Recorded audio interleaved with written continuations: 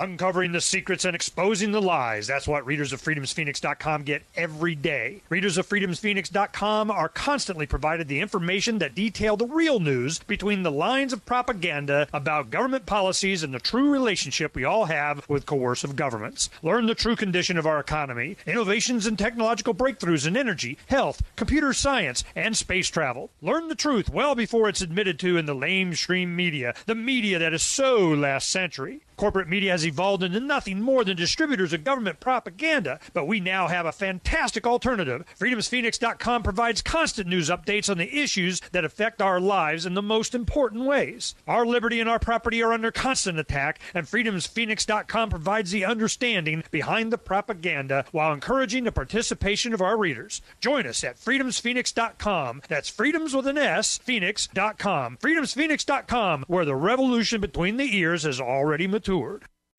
And now, live from the studios of Freedom's Phoenix, Ernest Hancock. Turn on the tube, what do I see? A whole lot of people crying, don't blame me. They point their crooked little fingers at everybody else.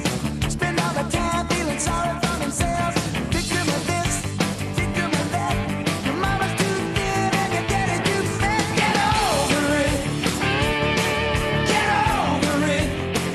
Yeah, get over it here on Declare Your Independence with me, Ernest Hancock. We're just here trying to make sure that we understand what's going on. One of those guys that have been helping us understand what's going on.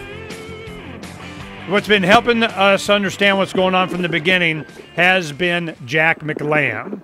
Now, it's been, just make sure it's not popping, whatever. Just man it for a little bit. What we're going to do is I want to make sure that Jack is able to express himself in such a way that he can explain to us how I wouldn't say the first wave, but a previous wave of patriots, freedom-oriented activists, people that understood, that were ringing the bell. What's going on? Here we have Ruby Ridge, Bo Gritz, which in 92 had run for president. And they got a lot of attention and exposed a lot of things. They said, oh, we don't want people knowing about this stuff. So during that time, Jack McLamb and Bo Gritz worked together a lot. They went to Idaho during the Ruby Ridge standoff and were able to de-escalate that down where some people survived and the government got held accountable. Except, Lon Horiuchi, all the snipers and so on, they went from there, they went to Waco. They killed people there. And then now they're endorsing firearm manufacturers. Now Lon Horiuchi is like, yeah, want to kill people? Buy my gun. So I'm just, wow, man, it just never stops. So what happens is that now we're looking at, I want to get right to it, Jack, is that you decide that you found a place that you want to move up to. Why did you want to move? Well, because I saw so many bad things happening in Phoenix.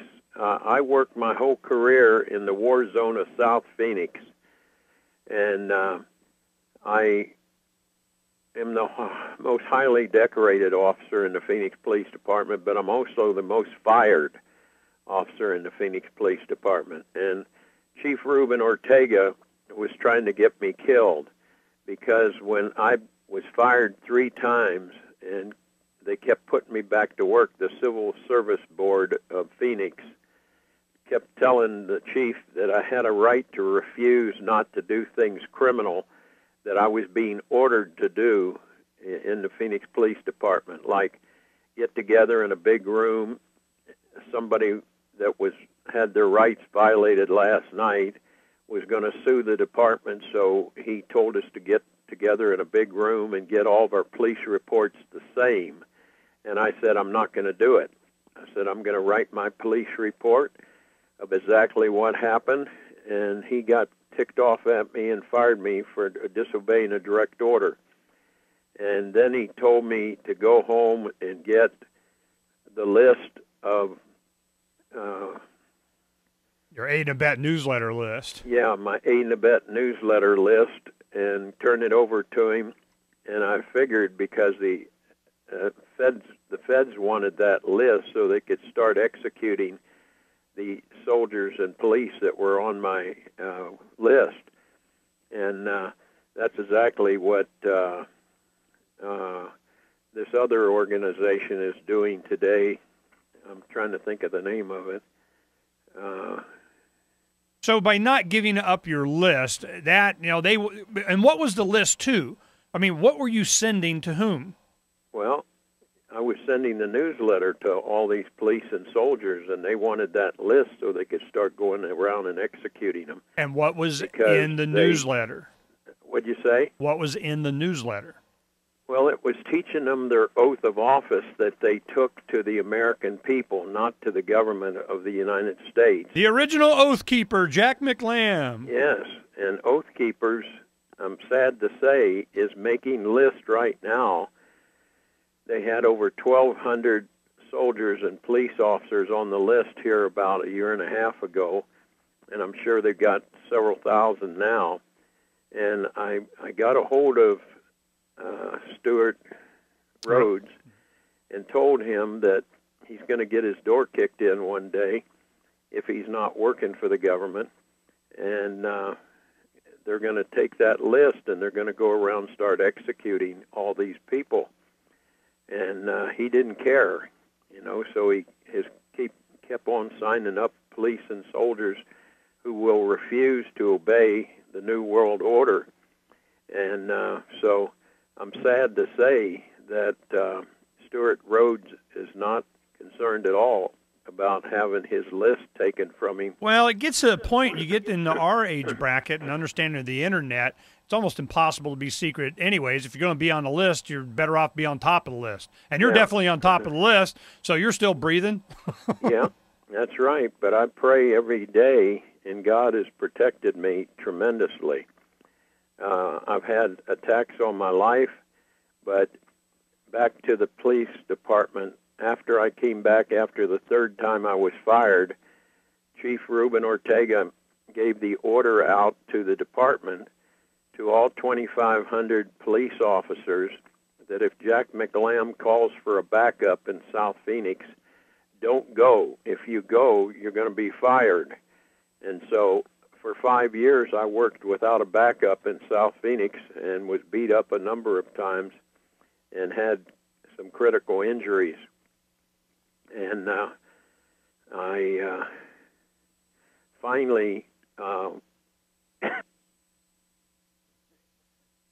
sorry, I had to cough. I had, on a Sunday one day, before I was medically retired, I ran into a drug smuggler, illegal alien out of Mexico, who was stealing the battery out of another car because his battery went dead. And I got in a big fight with him, physical fight, and injured my shoulder again, my neck, and my back again. And so I was holding on to his leg. I had an arm lock on his foot, and he was dragging me down the street on the sidewalk. And another Phoenix police officer came by and saw this Phoenix officer being dragged down the street on the foot of this guy. So he stopped and helped me. He didn't know I was Officer Jack McLamb. And we arrested the illegal alien drug smuggler out of Mexico and put him in jail. And I went to retirement. The city of Phoenix doctors said that they knew that Ruben Ortega was trying to get me killed. And so they had treated me so many times for injuries and the neck, back, and shoulder injury, the right shoulder injury. So they decided they were going to retire me out. They weren't going to send me back to work because the chief was trying to get me killed. And so the Phoenix chief, Ruben Ortega, fought me for a month on my retirement because he wanted me to die. And so after a month, though, for some reason, he acquiesced to having me retire out of the department. And so I also was with other police officers in Phoenix and saw the most criminal prosecutors, the prosecutors that would destroy evidence, manufacture evidence. Oh, no, we know how bad it is. We know how bad it is. Now, I need you to help me focus on this. When we come back, Idaho.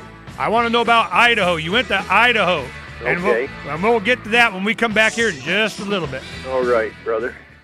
This is Ernest Hancock. I'm publisher of freedomsphoenix.com and the radio talk show host of Declare Your Independence. Now, I want to give you my personal endorsement of a wealthy U.S. citizen that is predicting that in 2011, we will witness the most important day in America in more than 50 years. He's produced a video for you. It's a real eye-opener, and I want to make sure that you have an opportunity to watch it. www.endofamerica, the numbers 1 and 7.com. endofamerica17.com. This video has the history of how we got where we are now and where we're going and why. Now, it's a lengthy video. It'll be about 20 minutes, but you need to watch this so you understand what's going to happen to this country and how you can protect your wealth and even benefit financially. Now, you go there. It's free. I want you to watch this video. You need to have this information so that you can survive the economic collapse that's coming to America. It's not if, it's when. That's End of America, the numbers 1 and 7.com. After you watch it, you'll understand why I endorse it.